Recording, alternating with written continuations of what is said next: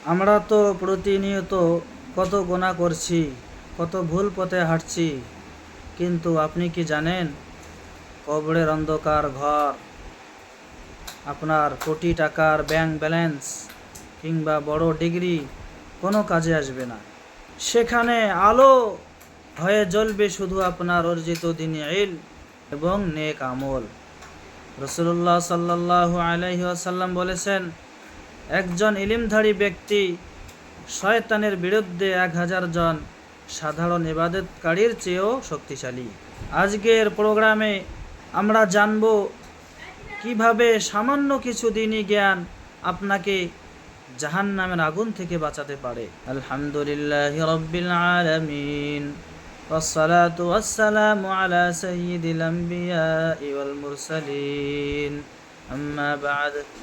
فأعوذ بالله من الشيطان الرجيم. بسم الله الرحمن الرحيم. وعلم آدم الأسماء كلها ثم عرضهم على الملائكة فقال أنبئوني بأسماء هؤلاء إن كنتم صادقين. صدق الله العظيم. সম্মানিত ইমানদার ভাইয়েরা, আজ আমি ইলম ও শিক্ষার গুরুত্ব সম্পর্কে আলোচনা করব। ইনশাআল্লাহ মনে রাখা দরকার যে আল্লাহ তাআলা আমাদেরকে যে অসংখ্য নিয়ামত দিয়েছেন তার মধ্যে সবচেয়ে বড় নিয়ামত হলো ঈমান। বলুন ঠিক কিনা? আর ঈমানের পর সবচেয়ে গুরুত্বপূর্ণ নিয়ামত হলো ইলম, অর্থাৎ শিক্ষা।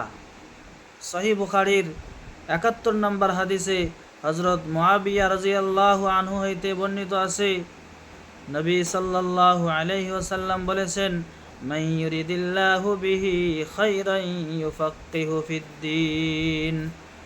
আল্লাহ তাআলা যার কল্যাণ চান তাকে দ্বীনের জ্ঞান দান করেন। এ হাদিস দ্বারা বোঝা যায় যে দুনিয়াবি নিয়ামত বা ধন সম্পদের চেয়ে ইলমের মূল্য অনেক বেশি। কেননা আল্লাহ তাআলা মাল দৌলত বেঈমান বেদিনদেরকেও দান করেন, কিন্তু দ্বীনের জ্ঞান তাকেই দেন যাকে তিনি ভালোবাসেন। বলুন ঠিক কিনা? এই ইলমের কারণেই আমাদের আদি পিতা হযরত আদম আলাইহিস সালামকে ফেরেশতাদের উপর প্রাধান্য দেওয়া হয়।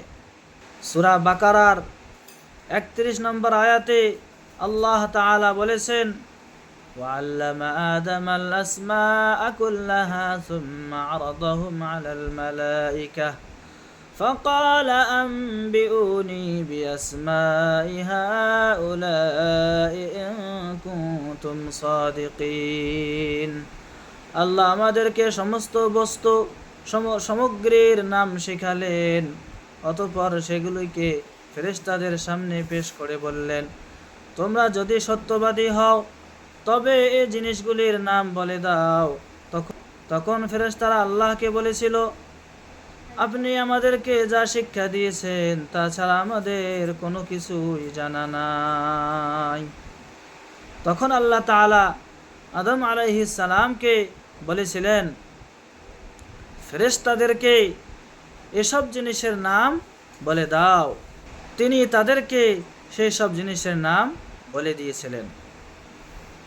তখন ফেরেশতারা মানুষের শ্রেষ্ঠত্বের কথা স্বীকার করে আদম আলাইহিস সালামকে সম্মানের সেজদা করেছিল। বোঝা গেল ইলমের কারণেই ফেরেশতাদের উপর আদম আলাইহিস সালামের শ্রেষ্ঠত্ব প্রকাশ পেয়েছে।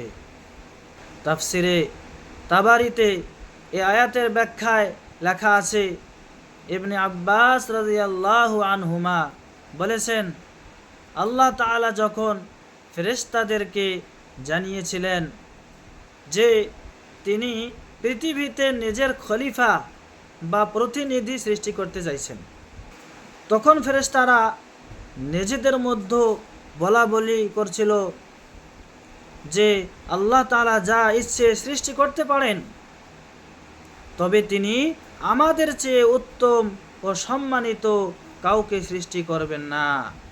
নিশ্চয় আল্লাহ যাকে সৃষ্টি করবেন তার চেয়ে আমাদের জ্ঞান বেশি হবে, কেননা আমাদেরকে আগে সৃষ্টি করা হয়েছে। তাই আমরা বহু এমন জিনিস দেখেছি যা সে দেখিনি। মোট কথা, ফেরেশতারা নিজেদের ইলমের কারণে গর্বিত ছিল।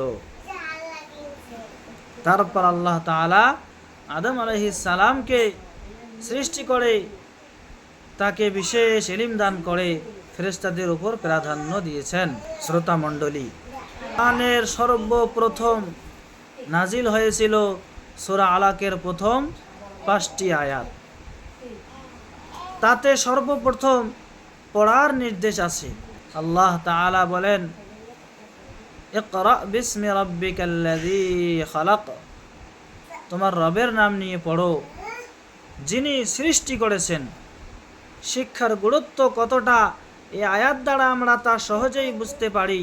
কেননা কোরআন মাজিদে আল্লাহ তাআলা আমাদেরকে বহু জিনিসের আদেশ করেছেন, কিন্তু তার মধ্যে সর্বপ্রথম আদেশ হলো ইকরা, যার মানে হচ্ছে তুমি পড়ো। এই আয়াতে আমাদেরকে দুটি জিনিস শিক্ষা দেওয়া হয়েছে। নাম্বার 1, তাওহীদ শিক্ষা দেওয়া হয়েছে, ইলম হাসিল করা। 2 নম্বর, তাওহীদ মানে আল্লাহর একত্ববাদ, শুধুমাত্র আল্লাহ হলেন সবকিছু সৃষ্টিকারী, কেউ তার শরীক নেই। খালাকা কথার অর্থ এটাই, তিনি সবকিছু সৃষ্টি করেছেন। এটাই হলো ঈমান। তাফসিরে মারিফুল কোরআনে লেখা আছে, সূরা আলাকের 2 নম্বর আয়াতে মানুষ সৃষ্টির কথা বলা হয়েছে। তারপর 3 নম্বর আয়াতে ইলম হাসিল করার কথা বলা হয়েছে। এর কারণ হলো একমাত্র ইলমের কারণেই মানুষ হয়েছে অন্য অন্য জীবজন্তু থেকে পৃথক, আশরাফুল মাখলুকাত। আল্লাহ তাআলা কোরআন মাজিদে সূরা জুমারের 9 নম্বর আয়াতে বলেন, হাল ইয়াস্তাউিল্লাযীনা ইয়ালামুন ওয়াল্লাযীনা লা ইয়ালামুন। হে নবী, আপনি জিজ্ঞেস করুন, যারা জ্ঞান রাখে আর যারা জ্ঞান রাখে না, এরা উভয় কি সমান? সূরা মুজাদালার 11 নম্বর আয়াতে আল্লাহ তাআলা বলেছেন, ইয়ারফাইল্লাহুল্লাযীনা আমানু মিনকুম ওয়াল্লাযীনা উতুল ইলমা দারাজাত। তোমাদের মধ্যে যারা ঈমানদার আর যাদেরকে ইলম দেওয়া হয়েছে, আল্লাহ তাআলা তাদের মর্যাদা বহুগুণে বাড়িয়ে দেবেন। সুধীবৃন্দ, এবার আমরা আলোচনা করব ইলম কতটা হাসিল করতে হবে। শিক্ষার গুরুত্বের প্রতি লক্ষ্য করে রাসূলুল্লাহ সাল্লাল্লাহু আলাইহি ওয়াসাল্লাম বলেছেন, ইলম অর্জন করা প্রতিটি মুসলিমের জন্য ফরজ। এটা হযরত আনাস রাদিয়াল্লাহু আনহু হইতে বর্ণিত, সুনানে ইবনে মাজার 224 নম্বর হাদিস। এখন প্রশ্ন হলো, কতটা ইলম হাসিল করা ফরজ?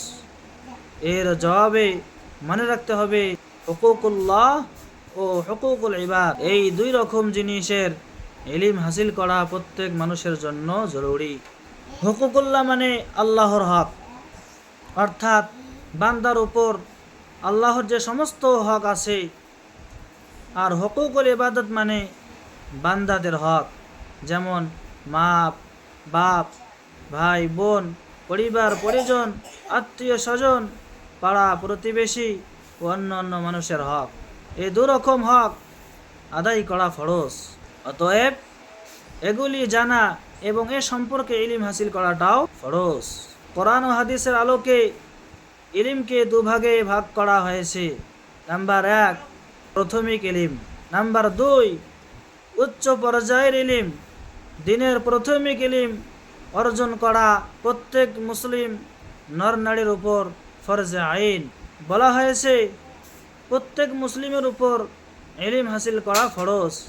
এর মানে দ্বীনের প্রাথমিক শিক্ষা হাসিল করা ফরজ, অর্থাৎ প্রত্যেক মুসলিম নর নারীর জন্য তা জানা জরুরি। যা না জানলে তার উপর যে ফরজ ও ওয়াজিবগুলি আছে তা আদায় করতে পারবে না। আর না পারবে হারাম থেকে পরহেজ করতে, আর না পারবে হারাম থেকে বাঁচতে। যেমন ইসলামের বিশুদ্ধ আকীদা সমূহের জ্ঞান অর্জন করা, পাক না পাক ও অন্যান্য জরুরি ইবাদতের মাসালা মাসাইল গুলো জানা। যার উপর জাকাত ফরজ তার জন্য জাকাতের মাসালা মাসাইল তার জ্ঞান অর্জন করা। যার উপর হজ ফরজ হয়েছে তার জন্য হজের মাসালা জানা। ব্যবসা বাণিজ্য করতে চায় তার জন্য ব্যবসা বাণিজ্যের হুকুম আহকামের জ্ঞান রাখা। যে বিবাহ করতে ইচ্ছুক তার জন্য স্বামী স্ত্রীর একে অপরের হক ও পারিবারিক জীবনের মাসালা সম্পর্কে অবগত হওয়া ফরজ। মোট কথা, শরীয়তের জরুরি বিষয়গুলি হুকুম আহকামের জ্ঞান অর্জন করা প্রত্যেক মুসলিম নর নারীর উপর ফরজ আইন।